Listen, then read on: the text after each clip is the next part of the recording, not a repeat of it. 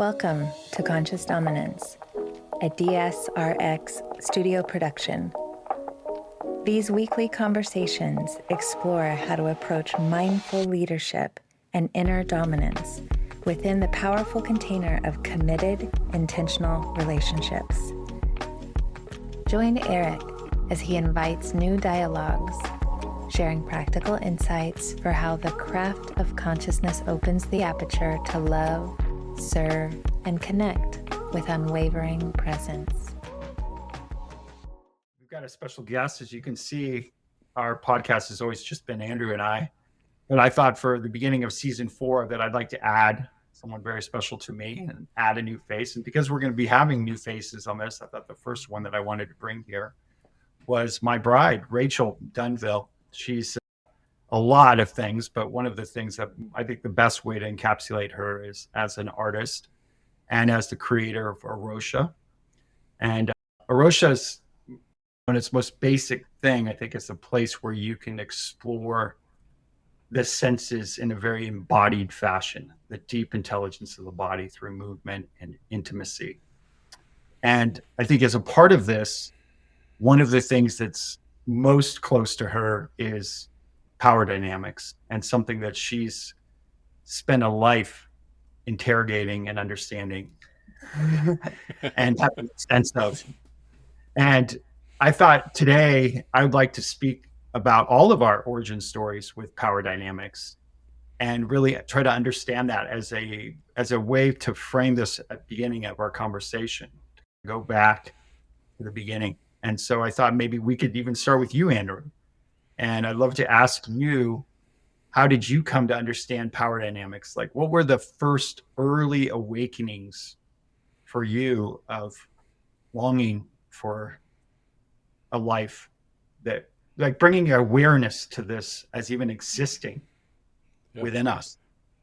That's a great question and a great place to start a new season. But before I answer it, I just have to say, we've been doing this podcast now for coming up on a year. We've heard a lot about this Rachael character, but she really exists. She's real, everybody. Yes, and you know, just we're going to get to this question that I have, but I just want to let the audience know you guys have actually met. So yeah, Andrew has actually met. I did know she was real, but now everybody else gets to see that she's real too. You know, I can't pinpoint my exact origin story with power dynamics and dominance and submission and my desire for it.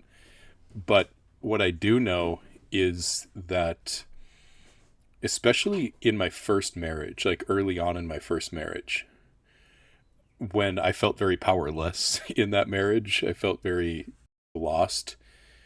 At some point, somewhere, and I can't even remember where, I just stumbled across this idea of dominance and submission. And there's this resonance thing. I know you guys will know what I mean when I use that word, but when you just come across a concept and everything just falls in line and makes sense, and there's some like deeper yes than just like, oh yeah, that sounds cool, but it's more like, oh, I just figured out something about who I am. That's what that has felt like as long as I've known it. But it felt so taboo, so shameful, so wrong, and definitely in my life so inaccessible and impossible back then in my early 20s that it was just relegated to the realm of fantasy and imagination, and definitely a what I considered a bad part of me. So I stuck it in the closet and put it away and never really imagined that it was possible or realistic, at least at that point.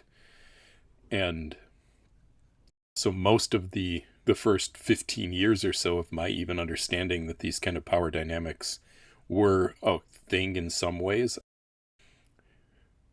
it was a lot of essentially repression and a lack of belief in the ability for it to be real and possible, in at least in my life. And I'm sure I know I projected a lot of assumptions onto what it would actually mean for anyone else to live in these kind of dynamics. So I can't pinpoint an exact origin story. I just know that it was I want something about that feels right, and I want it, and I also don't think it's possible, or maybe even good or okay. Mhm. And looking back, did you see that there were experiences even before that? Like do you have any memories like when you were a child or a teenager of any premonitions of that or? No, I would say more that once I started to come into some awareness of the fact that this was actually a thing in some people's lives, Mhm. that a lot of the powerlessness that I always felt, not just sex and sexuality, but just around relationships and relating to women in general, Mhm. like the a lot of that just started to make sense because it was my earlier experiences with dating with girlfriends when I was young, when I was in middle school and high school and all of that. I just felt really lost, confused, awkward, and completely helpless to have any idea of what the hell to do. No, it made a lot more sense that, oh, this is more of what it can be like, I think. Mhm. Yeah, How I about you? relate. Yeah, no, I thought that you and I would start it off and then we'd hand this over to Rachel because I'm very curious about her story. And I know a little bit about it. So just for the audience to know, we are going to, I really want to dive into Rachel's story, but I just want to spend a moment here saying that I agree with you in a lot of what you were saying. I can relate to a lot of that. Definitely in the sense of feeling powerless, feeling like I was not able to really own my sexuality too, as far as being somebody who grew up in a very religious upbringing, that I wasn't even allowed to even feel sexual in any way, let alone a power dynamic of any type. Didn't even really understand or know. This is pre-internet, I wasn't exposed to a lot of this kind of concepts. It wasn't until my 20s as well that I really even understood that that was even an option or something that was even possible. And I think it did actually come from feeling so powerless and I think feeling so out of sorts. And I do know that it came from me being in a place where I started to explore different modalities and different concepts. And I remember specifically being in the San Francisco and in the Bay Area and going to some bookstores that were unconventional. And You're dating yourself. You're dating yeah, yourself. and being exposed to, and I was very drawn to the whole notion that a woman could be powerful, that would choose this, and that she would want this. And I think that was really what clicked for me was like, oh my God, because I was always drawn to women that had a voice, that were powerful, that were strong. But I was also interested in women that would submit to me from that place or like that there was more of a dynamic of power exchange. I started to even be introduced to this concept and jumped into it pretty passionately and interested, but it was very much in the sexual realm, very much in a place in the bedroom. I didn't even realize, or if it did cross my mind that it could be beyond that, it felt so out there and ridiculous and beyond something that I was even had access to that um, it didn't even really wasn't possible. And so I think a lot of my story in my life has been a lot of fits and starts and really just allowing myself to even be allowed to have this and then integrating that in the sexual area, but then also realizing, hey, wait, it could be even beyond that. And there's more to it, and really started studying it and learning it and desiring it. And then when I met Rachel, it was like, oh my God, this could be possible on all threads and all levels and all, as I say, turtles all the way down. It could be something that be much bigger and much more than what I had ever experienced before. And we started from the very beginning in a dynamic that where power dynamics was a big part of how we even began at the very beginning of our story. So I'm not here to talk about that story. I'm much more interested in hearing Rachel's story. So I'd love to turn it over to Rachel right now and ask her, when was her first memory of realizing that power dynamics exists in relationships of all sorts? And how did you become interested in it? So you realizing it and then your interest in it. It's really interesting hearing both of you reflect all that, because as I'm processing and just thinking about this question, it's like have no concept that it wasn't part of all relating and all dynamics and all conversations. And it's really because I think I recognize it as something that's so far outside of something that is sexual or that is taboo. And just seeing that it's in every conversation, it's so ubiquitous. It's almost why the words dom and sub seem excessive and almost unnecessary but fun and titillating, as it just feels like it's so entrenched in every conversation, every restaurant and every four-way stop in the car. It's everywhere. And as I imagine and think about myself and growing up and sensing how shy, I was so timid and so afraid to speak. And my mother is a very outspoken human who's adamant about there is no such thing as no. It's just, how will we experience this perhaps differently than we would want to? So everything is a yes in this world. I was raised by this woman who just was yes. And that yes, and now we say that a lot, but at the time it was so interesting to have this part of, I couldn't even answer the phone, but my mother was so adamant about, go get on the phone, go say hello, go announce yourself, speak up, ask for the special instructions on your sandwich or whatever that may be, and just be in this way, because I think she sensed in me that there was something so powerless and small, and yet given the opportunity, even as a child, I was an outrageous dragon, and she saw these sides.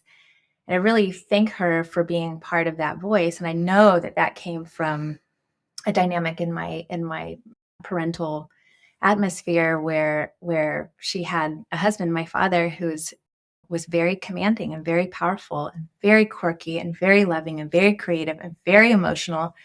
And I could see, even as a young being, even consciously as a child, how much their dynamic and this conversation that was happening always, and inside of them working together, and all of these dynamics that I now even experience as a much more conscious person, was prevalent and there. And I even remember just sensing and seeing movies and pop culture and music videos even, that this felt so alluring to sense the dynamic of a person who's leading, or a host, or a power, or an influence, something that felt so big, and another who, myself included on the other side of the screen, who just felt captivated and willing and very interested, and at the same time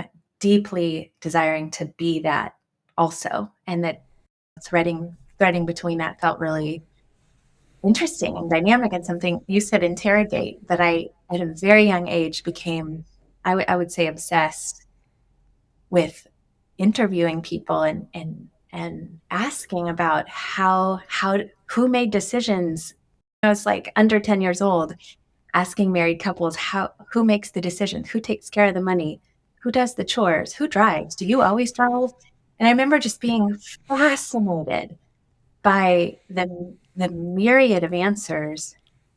But even as a teenager, a young teenager, listening to how the shyest person in our class, as they would naturally confide in me, that there's a show on Netflix called Sex Education, and there's a kid who kind of sits in the bathroom stall and listens to this confessional of the other kids and gives advice about their intimate lives and their relationships.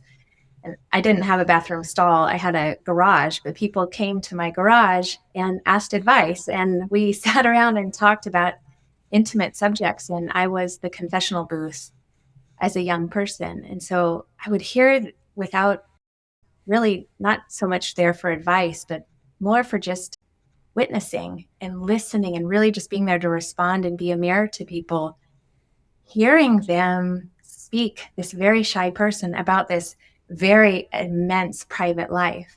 And conversely, this sort of naughty, rebellious, feisty person in class would have this very different, intimate sexual desires or life that I would get to hear about as a great privilege, but also as this really nerdy girl inside of me that was like, what is going on here?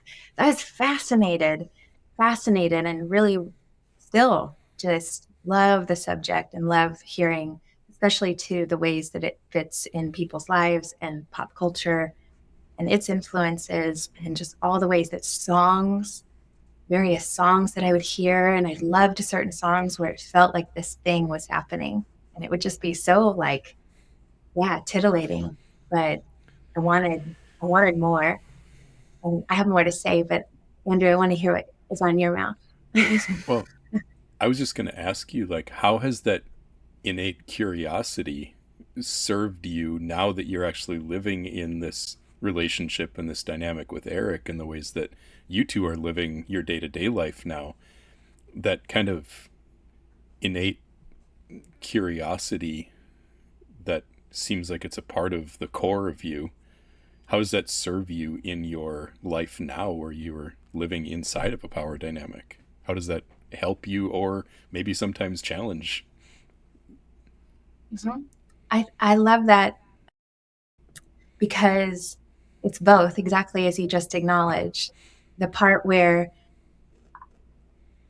I get to be a witness and, in a way, really surrender and soften into what I've understood intellectually and have felt in my body a lot, because been, like I said, every romantic relationship, long-term or short-term, that I've been a part of is laced with power dynamics, and everybody that is true for. And it's just that you're not aware of it, or a person isn't turning that volume up, or it fits in compartments, or it lives in fantasy. There's so many ways that this is, to me, and at least in the way that I teach and play the games, is that it's breath. It's the way that we understand life and source and God, and it's there. So feeling into the way that can be, like, I can really soften into the experience that feels very cellular and very true,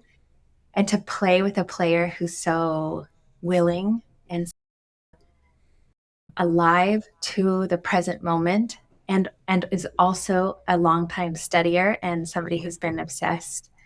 And both of us, in our unconscious ways and in our very intentional play, it's been incredible to have all that history and all that juicy curiosity, and then also to be able, and it is a skill, to let it all go and just be with the sort of effervescence of what is.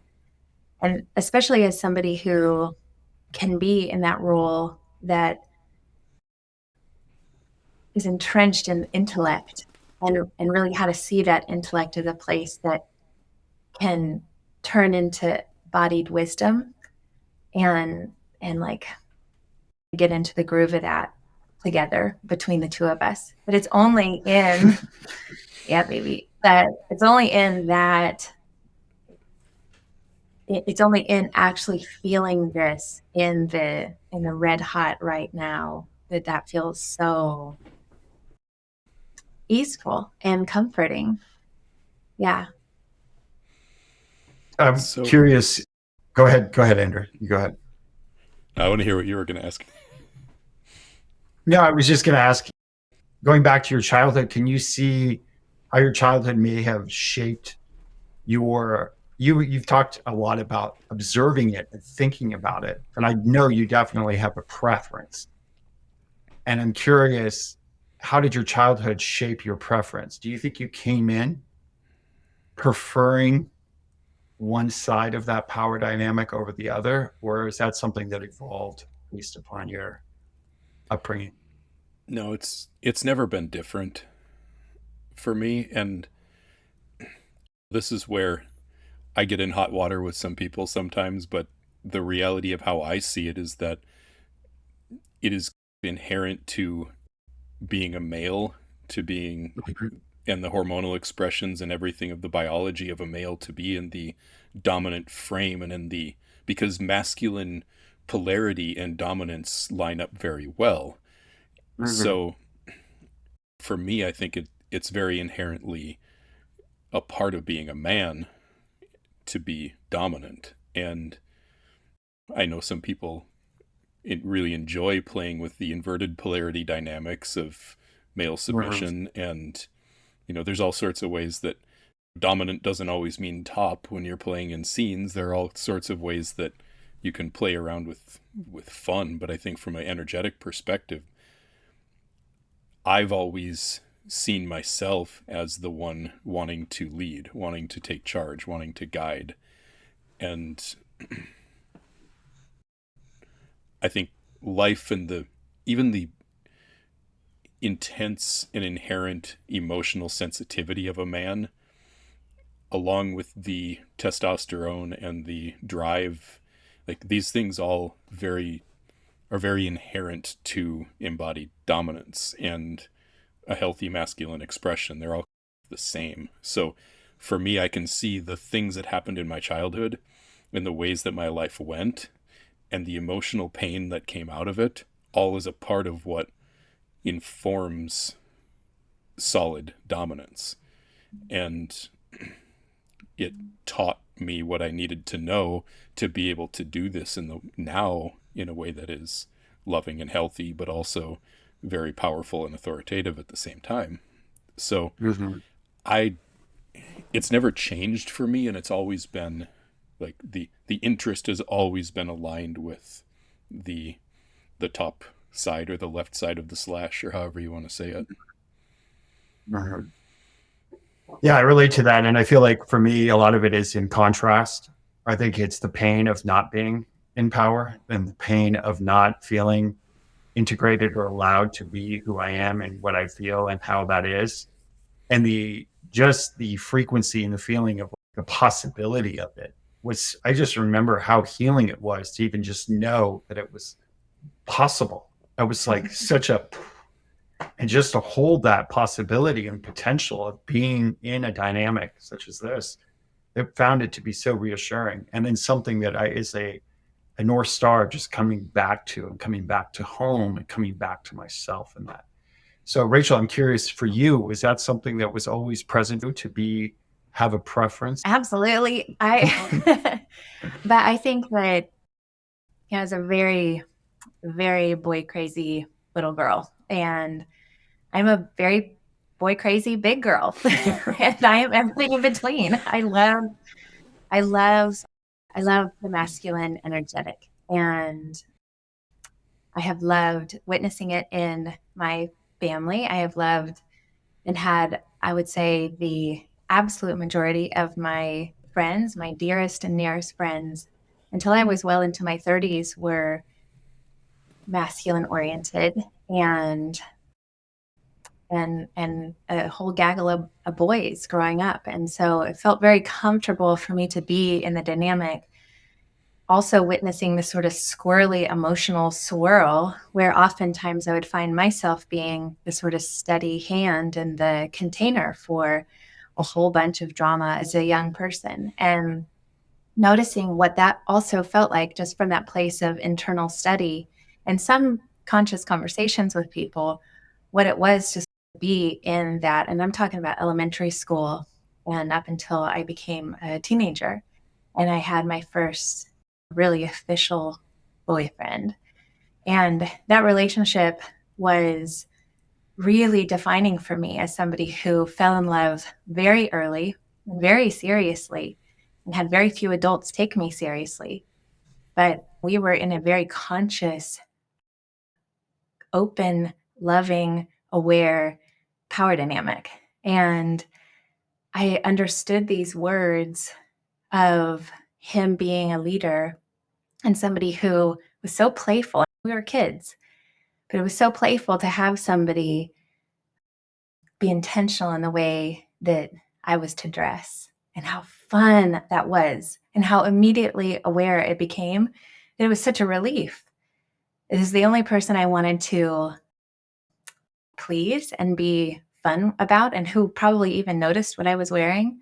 And it was so fun to have somebody be clear and commanding, and also at that time very unconscious in the ways of disapproving. So in the playful, lighthearted, childlike ways that were seemingly very adult, and we were both very much in this adult world as two people who were studied and young, but also recognizing some of the really painful parts that are very much a part of the journey of power dynamics, that is uneducated and that is inexperienced and that is coming from wound, or just like the wound up energy that is so deeply coiled and the unseen that can rule us. And so it was very much deeply a part of that dynamic. My mother, who would observe this relationship at the time, was we had an open, good friendship. And so she kept me informed and showed me even some movies that tell helped them me. what she showed you at like 8th grade. Yeah. You giggle because it's like weird to everyone, but it's so normal to me. 9.5 weeks was a quick part of my education as a 14-year-old.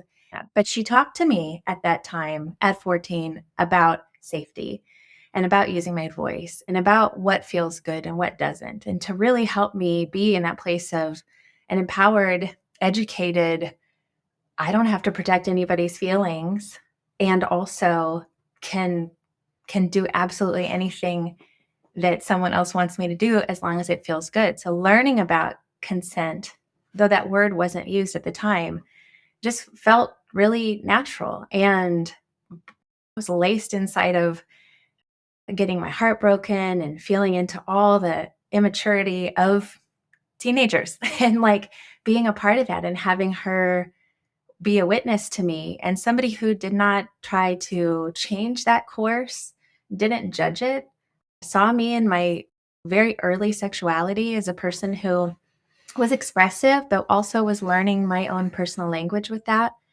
and really longed to share it with others, and just how much I longed to listen and guide other people to hear their own wisdom and to use their own voice in this way. And again, like to that, just bring in the question you asked before, how that continues to play out here. It's rich, and it was shocking to me coming into this relationship of great maturity and of great responsibility for both of us to play our parts with intentionality and also let go of all that information, but to see how much, even with all this background and all this practice, how much I was still muzzling, and how much I was still protecting, and how much I was still tiptoeing and being in this covert contracts of control, and just being able to, one layer at a time, dismantle and really look at what's underneath all that. And I think that's an interesting part of all three of us, that no matter how we begin, whether it's from shame or a reaction, or for me, it's like a very rich part of my history, it's still so woven into our culture. And even Andrew, you said something great about how we can get in deep water with people, because like, how dare we say what it is that we feel as it's an opposition of other people. That's what makes for great conversation. And what makes for such interest is that we're all here in this way, and it's complicated. You and Dawn have been in years of unraveling and unburying and rebuilding. And Eric and I have been too, both individually and as a team, as Eric said, from the very beginning. It was very evident. I was on my knees in tears within 5 minutes of texting with Eric.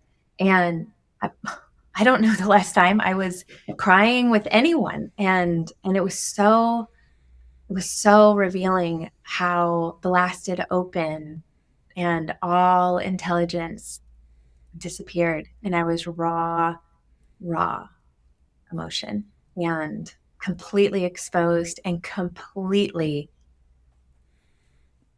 comfortable being had and being owned in that moment. And I was 5 minutes into a text. It was so fantastic to feel that and just be like, oh, this is it. Mm-hmm.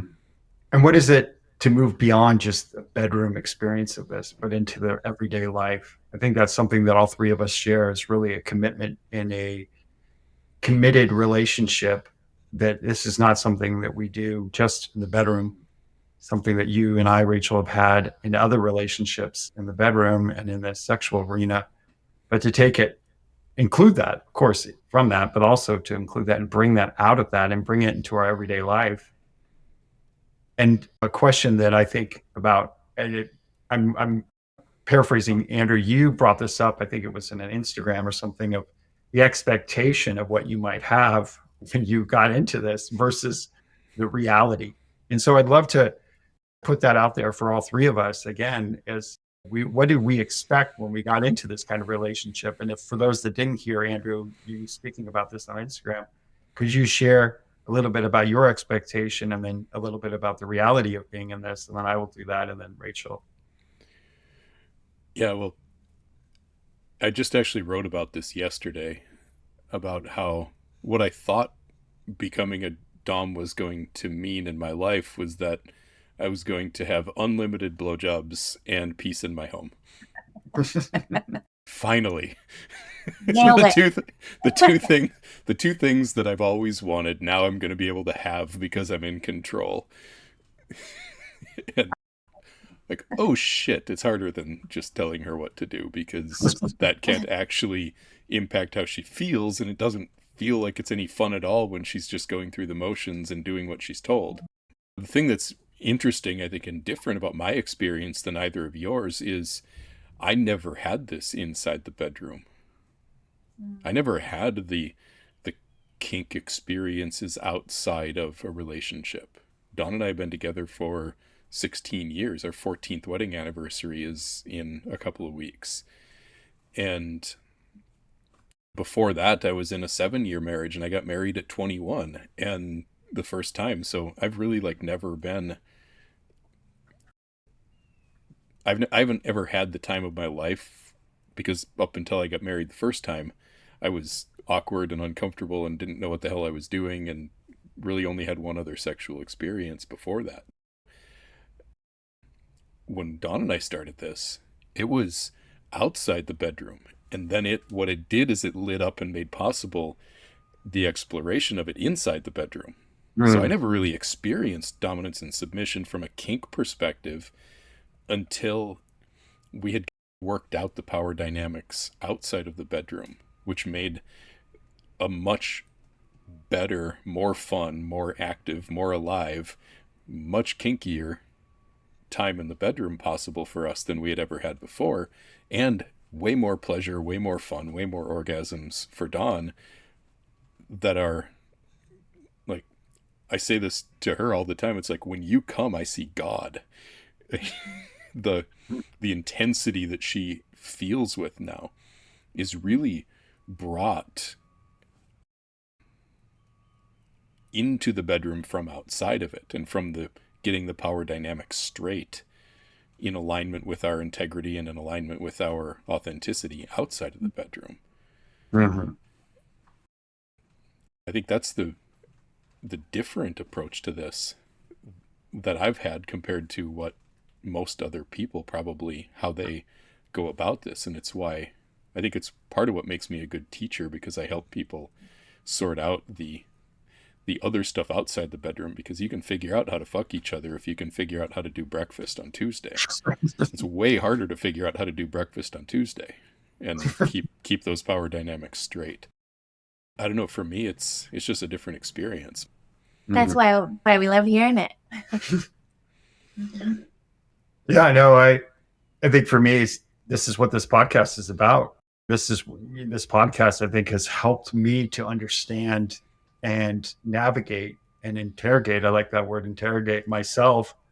And just makes me think of a light hanging over somebody's head and in a dark room. Elizabeth Gilbert, I think, was the first one I heard say it, but she said something about cherished outcomes with regard to Christmas, and how that sort of fucks up Christmas for everybody because everyone has these cherished outcomes. And I think that's a good frame for me to call out at the beginning of the relationship where I had these cherished outcomes where I was just going to get to be the dom. Like I was just going to be the man. And I'll never forget this one time when Rachel, early on in the relationship, where we were in a sexual scene and she just looked at me and she's, can you do that and open up your heart? And I had no idea what she was talking about. I've talked about this before, but I literally, it broke me. Like something in me broke because I didn't realize that I, first of all, was doing it from a place where my heart was closed. Second of all, when she asked of that, I felt shame, I felt embarrassed, and I fully collapsed. I fully just retracted. And I think there was a moment there. She poked you in the wound. She did.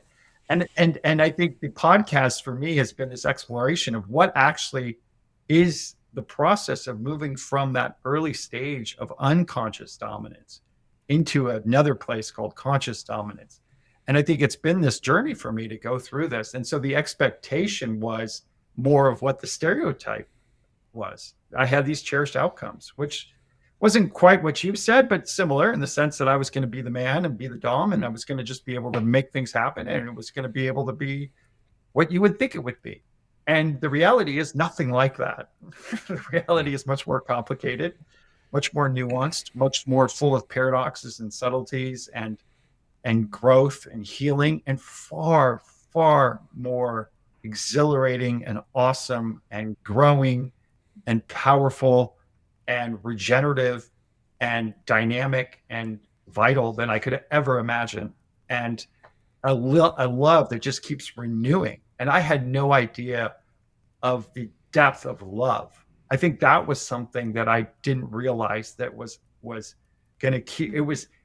I thought it was about power dynamic, and that was the end, and that was in and of itself what it was all about. And that's over here, and then everything else is over here.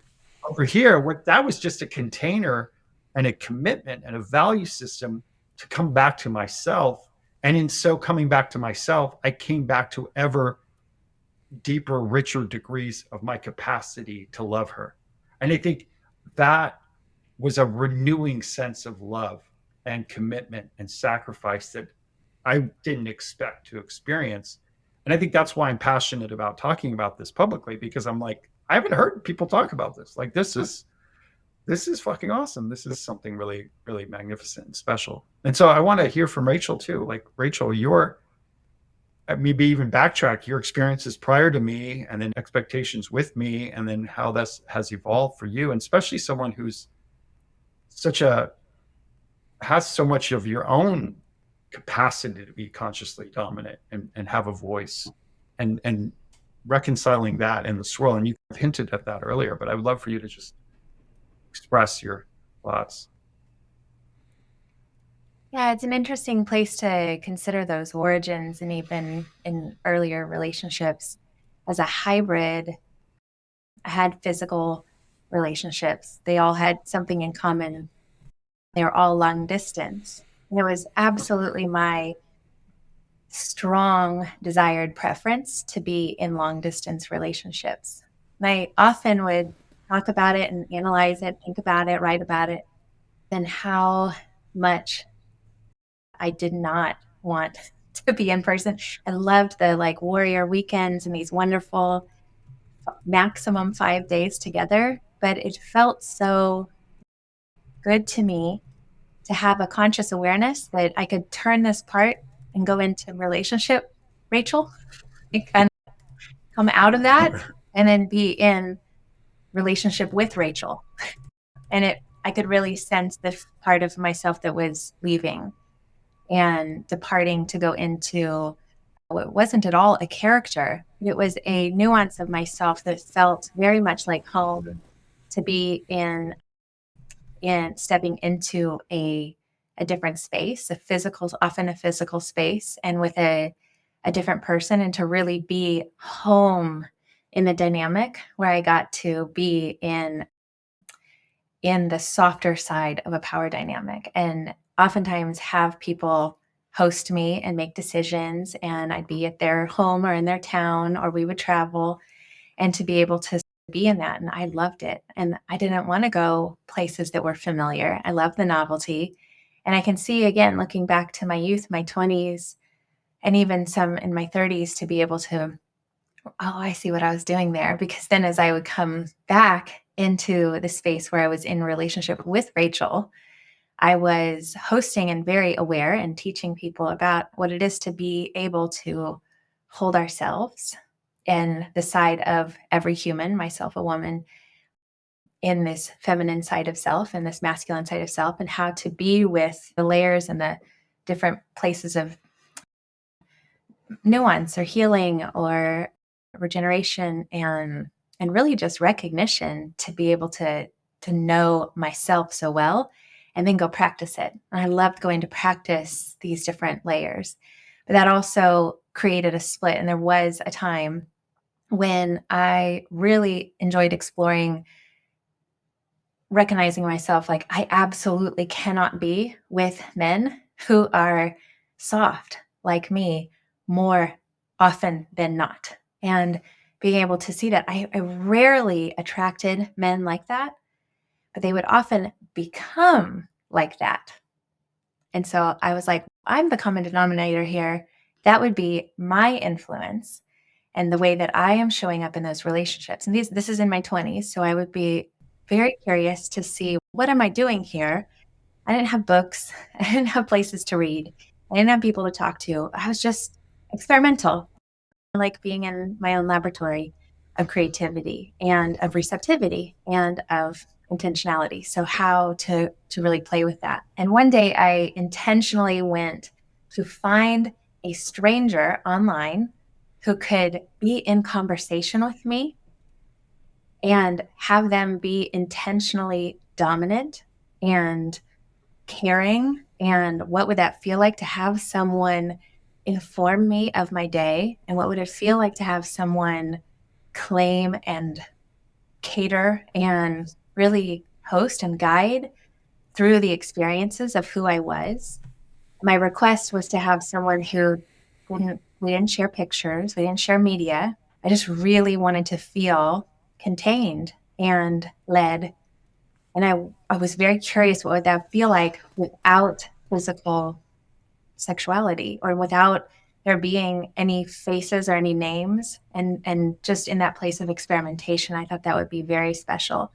And it was. And I have no idea who this person was to this day, but it was so educational. And Wait a second. really, That was you? I was that guy. No, I'm kidding. oh God, I thought I recognized your writing. No, she fell over you. You're right. Wouldn't that be funny? That would be amazing. But this person was a writer, so we had no voice exchange or anything. It was just writing. And again, just what's the bare minimum that I could start to feel and tiptoe into a place where this doesn't have to do with anything else except true energy and this sort of power dynamic. That became like one of the most educational experiences for me, especially because it wasn't such emotion involved. I could really be with the tight, white-knuckled, preference-oriented leader, guide, teacher, immense woman that I have always been, and also don't identify with. That it can really, that's a story, and I know it, and I experience myself in many other places that weren't sexual.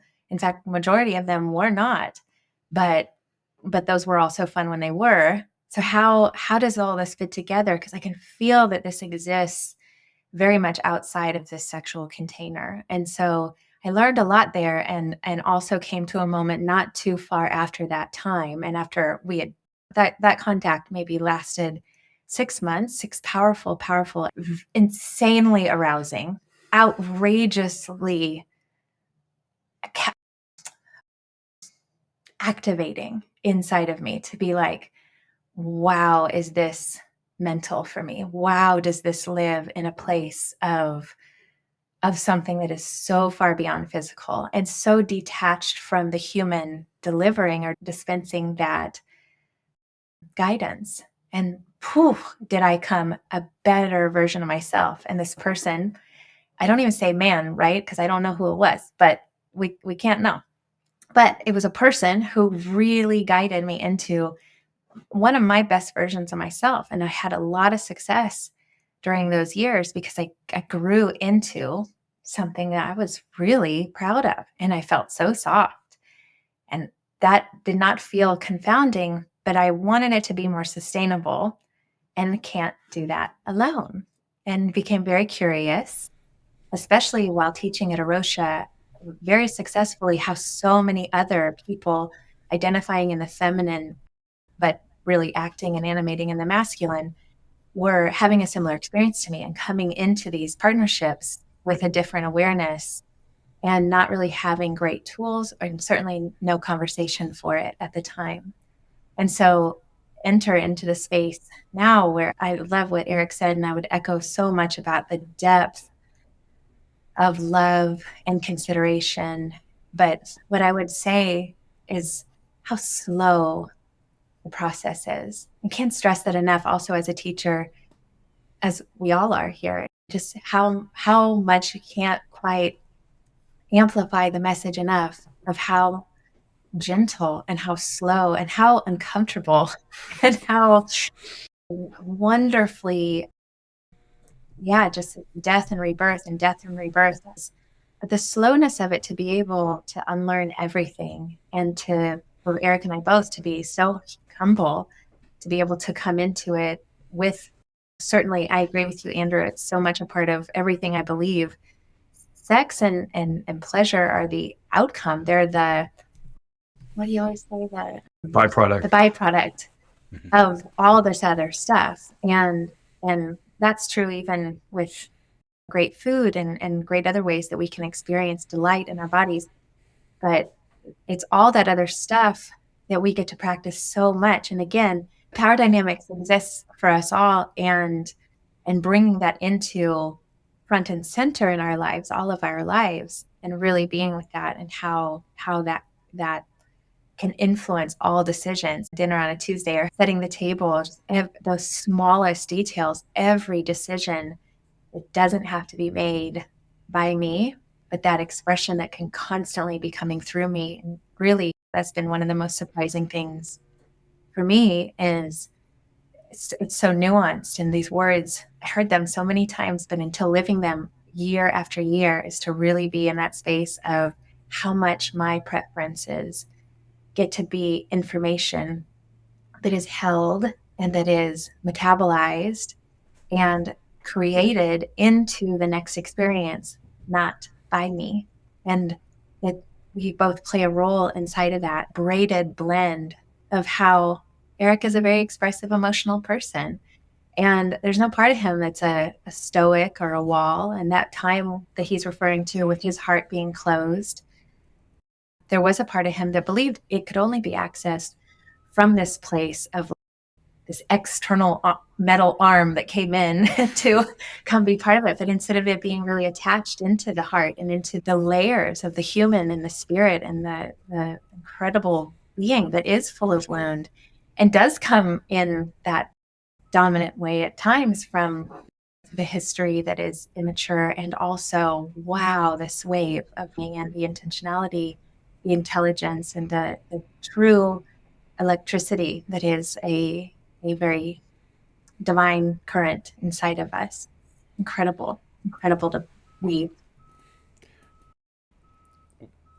We have probably 50 hours of this podcast of Eric and I talking to each other, so it's really nice to have a different voice on here. Thank you. And I'm curious to hear, you've been teaching this stuff for a decade and a half or so, right? Am I about right there? 16 years. Mm-hmm. The same amount of time that Dawn and I have been together, when we were doing everything unconsciously for the first 10 years, you were learning and teaching this stuff. I'm curious how your teaching has changed the more that you've been experiencing and living inside of this relationship with Eric versus before. Has it become a different way that you have to even approach your business and your accessing your teacher. Has that shifted and changed for you? I think that the way that the actual teaching, so the information and the method of, I've always just hosted conversation, which is very estrogen boosting. And I feel like I'm not here to teach a curriculum and kind of that's not my way. It's very much just being that reflection of really listening and then bringing in insights, and just, it feels very gentle. That part does not feel any different. If anything, it might feel more enriched. I find myself quoting Eric a lot because our conversations are so rich.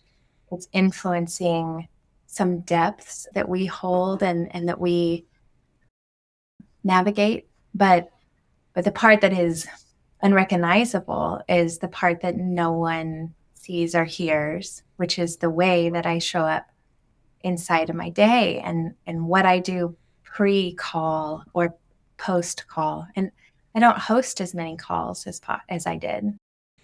I feel much more contained and safe and encouraged, and there's no word that feels like it's accurate in the emphasis of how much Eric encourages my expression and my voice to be heard. And as somebody who's longed to be able to share, and I've had done it with private clients over and over, and I'm so grateful. I've only ever done what feels good, and the whole business is built on a tagline that said, if it feels good, it looks good. And it's all just like, does it feel good? Do more of that. And if it doesn't, don't do that. And it's just make choices and keep moving towards things that are more delightful or more pleasant inside of you, and know yourself enough to feel when that's true, or when you're being influenced by some external thing that tells you that's supposed to feel good, or all that stuff that we've talked so much about. But the structure of my day is so different. And that's where the way that I'm able to show up to people, I just feel like me all the time. So that feels steady. But how I am nourished and how much I recognize the love and the care and the tending and beautiful service that Eric provides into our life, and into the way that I am treated and honored and really just like delighted, and just being able to be in love in the day and taking such good care of. That moment when I realized that longing was there, where I thought, oh, I would love to have that kind of care that this virtual Dom had with me, and have it in person, and have it not be volatile and dramatic. What would that be like? And what would it have the high highs of weekend visits, and they weren't low lows. I'm not a person who needs a lot of physical contact with other people. I love alone time, and I exist and have always existed very well in a place of contemplation and marination, and like being in my body, and my sexuality exists in all ways. So it just doesn't feel dependent. However, I started to be, oh, I really want partnership. And that's something I never really wanted. And so when that desire came in loudly and clearly,